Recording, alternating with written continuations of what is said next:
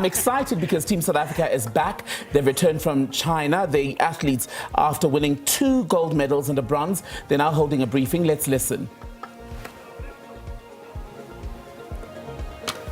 The team, it was for the team that we won, yeah. I can tell you out there, your parents were pacing up and down, wondering what time is that flight landing. So if you can get the next person. Cardio? Yeah, as one of the more experienced members of the squad, were you expecting such a spectacular result? It's like we said at the training camp, the main goal was just to get into that final, to make it to Tokyo. And I think amongst the 6 of us, I think there was a realization that the gold would be possible, especially that Botswana pulled out some of the top guys. So at this moment, I think we expected it. We just needed to remain calm and get the job done on the day.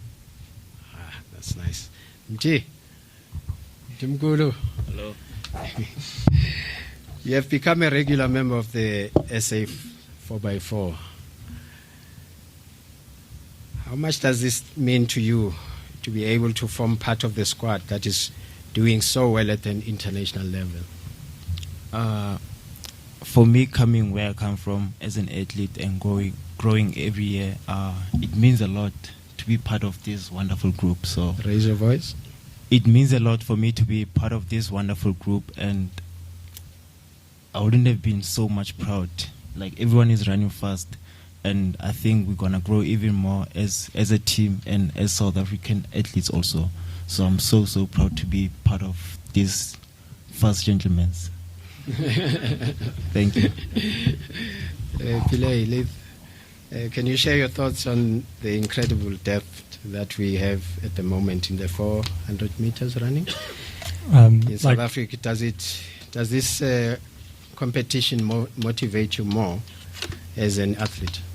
100%. And I mean, touching on what Zach said, we do have a very vast age group.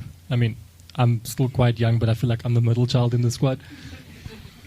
But I mean, it is testimony to the potential that we have. And I feel like we are tapping into the younger generations of talent. And we're also exploiting the older generations with experience, such as Zach, Cardio, and Akani in the 4x1. And just that combination and collaboration with those different energies, experiences, and just that whole, passion for the sport and passion for our country is an unstoppable force once we've combined it. Wonderful. Congratulations, guys. Can I ask you to come forward here to take a picture and invite you up, back up?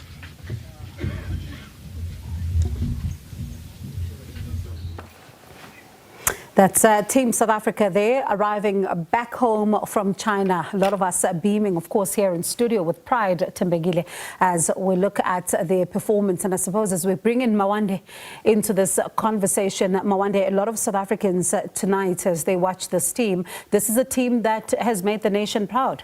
Yeah, absolutely. Thank you very much, Bongiwa. And also considering that this team in particular, the athletes that were addressing the media conference at over there were the 4x400 meter relay team. So it looks as if it's going to go team by team by team.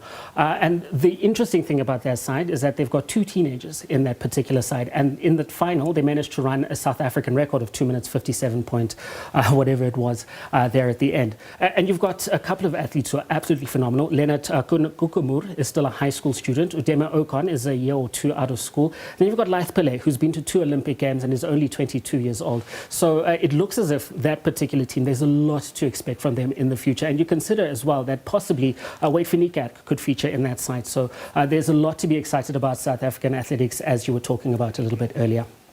And Mawande, you mentioned, some of the bright young stars, right? But take us back perhaps into how well they did overall as a collective, and perhaps the preparation that went into getting the team ready to go to China.